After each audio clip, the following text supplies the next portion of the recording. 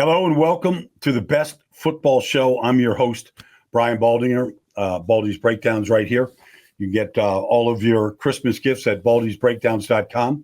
Thank you very much. You can find the best football show by downloading a free Odyssey app, following us, liking us, subscribing to us, commenting. We welcome all of that. We're here every Tuesday, Wednesday, and Thursday. Yesterday, Tuesday, we always have Tuesday takeaways, Wisdom Wednesdays. And then we start looking ahead Thursday.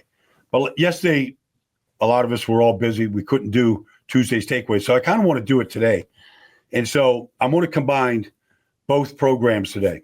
So my Tuesday's takeaways, after watching, there was 14 games last week. I've watched 13 of them. One game, I won't say what it is. I still plan on getting to it. It's just been busy doing a lot of other things. But let's get to it, because I was in Baltimore last week. And it really, what happened in that game, it was really Aaron Rodgers against Lamar Jackson. I thought Aaron outplayed Lamar. And I thought that was the big difference in the game. Now, you could argue the touchdown from Lamar into the end zone to Isaiah Likely is a touchdown. I thought it was. Passed my eye test for a touchdown. It got overruled. I heard from the league about it. It didn't meet all the criteria, 3 steps, football move, all that stuff. Regardless, I don't like to get ticky-tacky with calls. I like to say, like, that's a catch, that's a touchdown. I trust my eyes. But anyways, we saw great quarterback duels last week. We saw Aaron and Lamar. By the way, that was the one game in NFL history where it combined the most amount of league MVPs. Aaron with 4, Lamar with 2. First time we've ever had a game that featured 6 MVPs going at it at any position. But then there was Josh Allen and Joe Burrow. There was Jordan Love and Caleb in that great game at Lambeau. And then on Monday night, we saw Justin Herbert and Jalen Hurts duel it out. And I just want to I've watched all the games. I thought Aaron honestly played his best game as a Steeler. It wasn't even close. He threw for almost 300 yards. He got the touchdowns. I thought he took care of the football. But from the very first play of the game, he took a shot down the field to DK Metcalf, and he connected on it.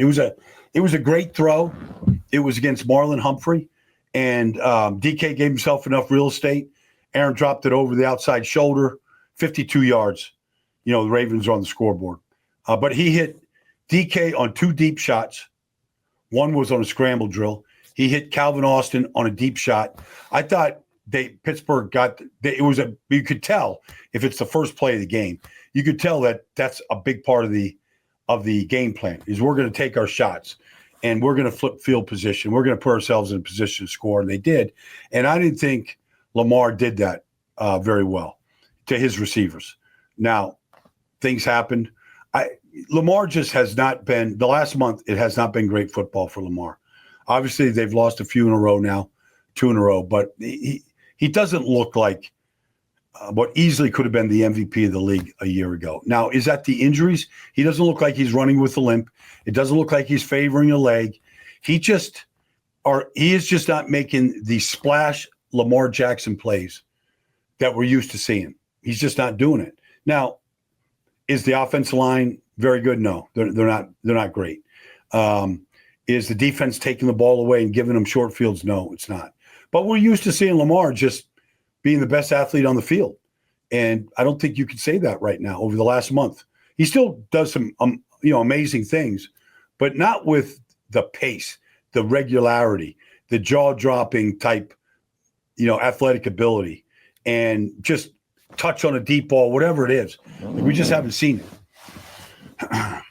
Then there was Josh Allen up in the snow against Joe Burrow. And, honestly, the pick by Benford was just an unfortunate play. Joey's just trying to throw the ball over the outside linebacker's or the corner's head right there, trying to get it to his back on the outside, a little flare route. And Benford came on a corner cat and took it right out of the air. It was a great play by Benford. But on the other side, Josh Allen, 40-yard touchdown run. Like, he saw man coverage. He saw a blitz. Like, he took off 40 yards. He made he made a throw to Khalil Shakir, I believe it was Khalil, in the end zone, maybe 18 yards. Like, honestly, if he threw that ball through a car wash, I don't know if it would have gotten wet. Like, the zip on that ball as he's rolling to his right was just ridiculous. Like, Cincinnati's got 4 defenders there at the line of scrimmage in the end zone, and it just whistled right by him. It was like you got the feeling that Josh has still so much left in him. If he has to take over a game and put the entire organization on his back, he looks like he can do it. Now, Joe Burrow played really well. He did have the 2 interceptions. But, they didn't run the ball very well. So he was up to Joe to, they had the lead. Buffalo came back on him. I thought Josh kind of outdueled him. Then there was Jordan Love and Caleb up at, Lambeau Field. That was a great, great game. Great game. Chicago came down the field, tied it up. Green Bay went down the field. There was a stretch in the first half where Jordan Love threw 3 touchdown passes in a span of 12 plays. They got the turnover, they got the ball back, but still 3 touchdown passes in 12 plays. He's playing great football. And look, Caleb played really well. He gave him a chance all the way to the very end. In fact, the play that gets intercepted by Keyshawn Nixon in the end zone to end the game, they'd run almost the identical play against the Eagles on Black Friday and hit Cole Kmet on that route they weren't in 3 tight ends on, Sunday against Green Bay like they were against Philly, but they had 3 guys at the end of the line of scrimmage. And Cole went on a go route, and it was 3rd and 1. So they're trying to get the ball to DeAndre Swift just in the flat off a little rollout. And he was really well covered. I think Caleb probably stayed on that a little too long, and he's going to his left, and then he hoisted it to Kmet to go win it. I probably could have run for the first down. They would have had more time and a fresh set of downs. He took the shot, and Keyshawn Nixon, played the ball in the air really well. And then on Monday night, we saw Justin Herbert have a heroic performance against Jalen Hurts. And Justin Herbert outdueled Jalen. I mean, he didn't turn the ball over the way Jalen did. Not at that rate. I mean, Jalen had 2 turnovers on 1 play, but he had the 4 interceptions. He had the fumble. There was a drop by A.J. Brown in the middle of the field that went for an interception. There's a touchdown to A.J. It's a perfect go route throw. Perfect in the end zone to probably win the game.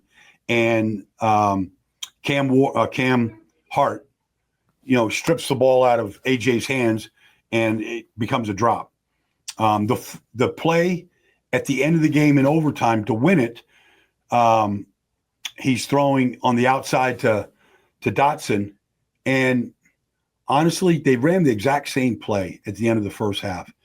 But on the play, like they have a 2-by-2 set, okay, and Goddard's over there on a wing position with Dotson. On the other side is A.J. Brown and Devontae Smith.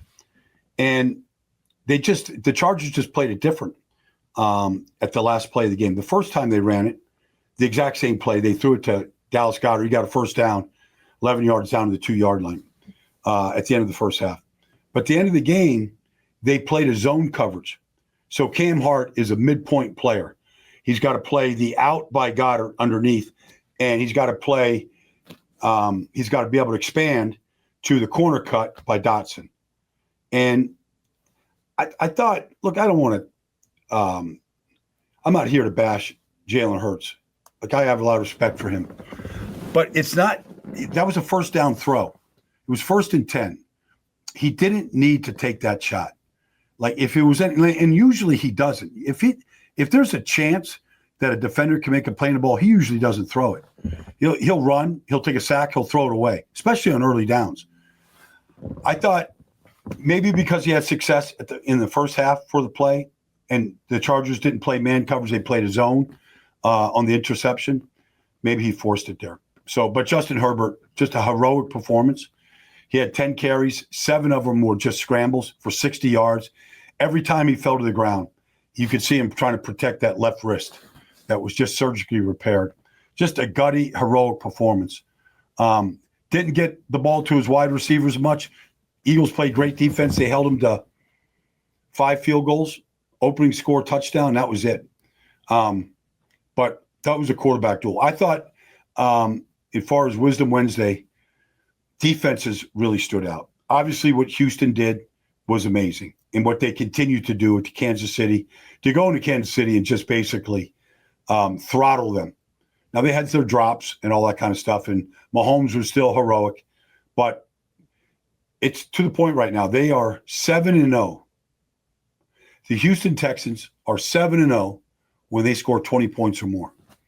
And teams can't score 20 on them right now. They just can't do it. They're just that good. But then you look at what Seattle did. Seattle, they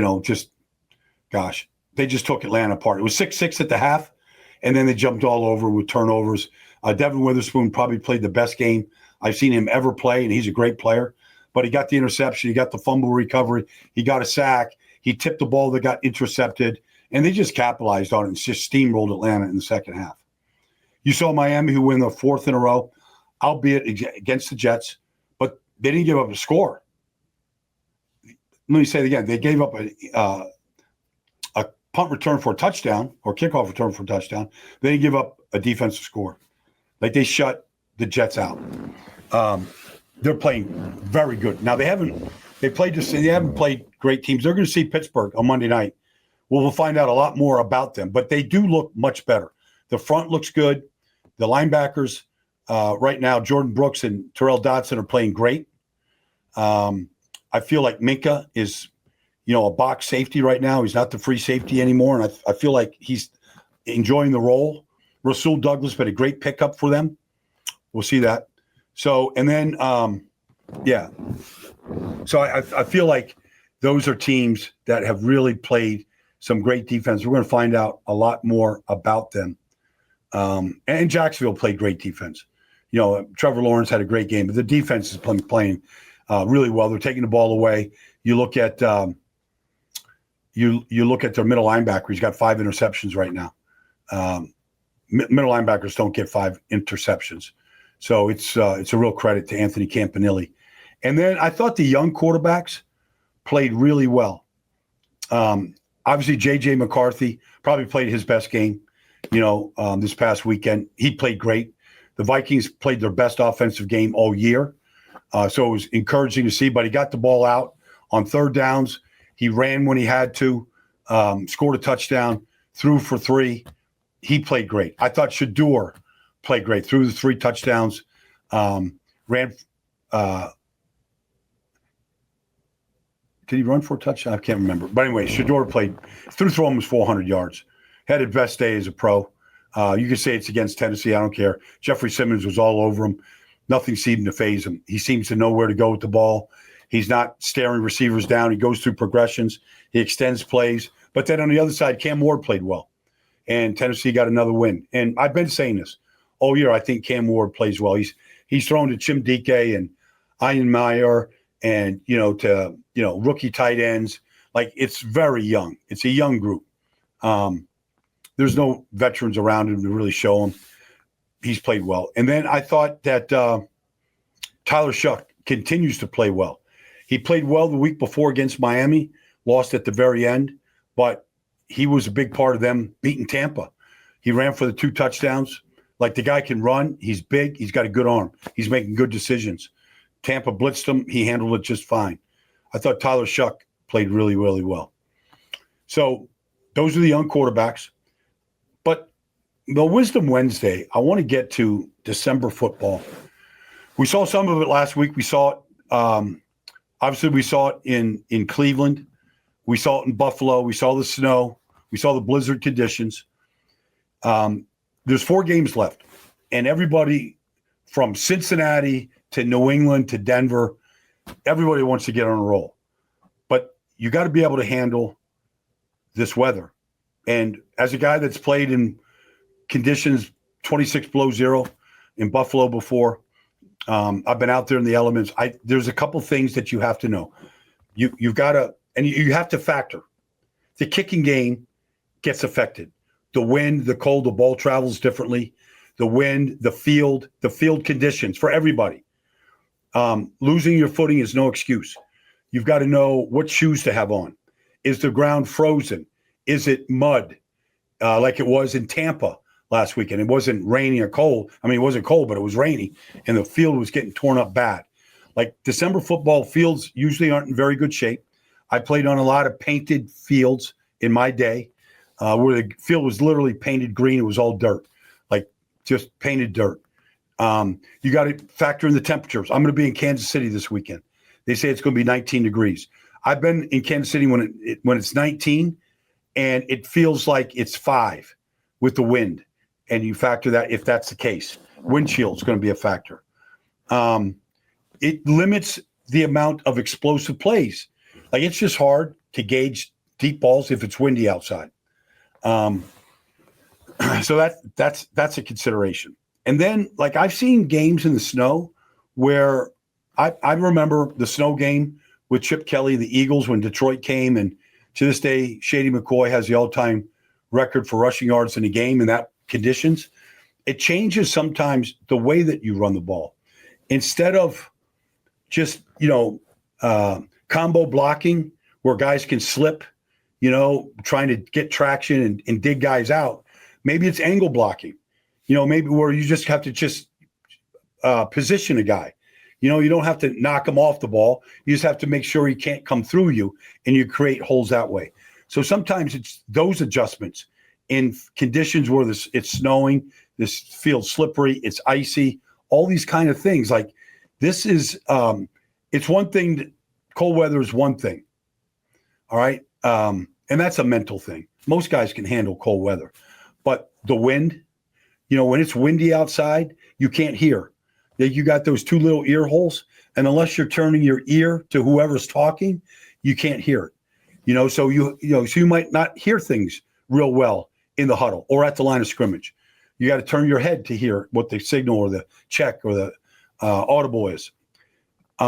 It's I always wanted to test the field conditions early and at halftime. I always had, when you came to different fields, like on turf fields, I'd like to wear tennis shoes without cleats, but if it's slippery and icy, you might want to have to put cleats on. If you're on the grass at, this weekend in New England, that field can get slippery up there. So these are things that you have to think about. The coach has to, especially if you're a young player and you haven't been to some of these places, or maybe you're going for the first time, or maybe you're going in bad weather for the first time. Like these are things that you have to factor. Slipping, on the field and not keeping your feet underneath you is never, it's just not an excuse. Like you got to play with your feet underneath you. You got to play on your feet. And so I feel like we're going to see 5 games in Pittsburgh, Kansas City, New England, Cincinnati, Denver, all with the possibility of being, games where weather is a real factor. Just to clear something up from before, Shedeur did not rush for a touchdown. He just threw for 3. I know. He should have been on the field for the 2-point conversion to tie the game up, and he wasn't on the field. Maybe he would have run it in from the 2-yard line. I never understood the play. But that's been the best football show. We'll be back here tomorrow. We're going to have a preview Thursday, starting with the Monday night game in Tampa, and then we'll start looking ahead to some of the key matchups: Pittsburgh, Miami, New England, Buffalo, Kansas City, the Chargers, on and on and on. There's some great matchups that I know we're all looking forward to, and we'll get to those tomorrow. Thanks for joining me, everybody. This has been the best football show, and come back tomorrow. Let's talk about the games coming up.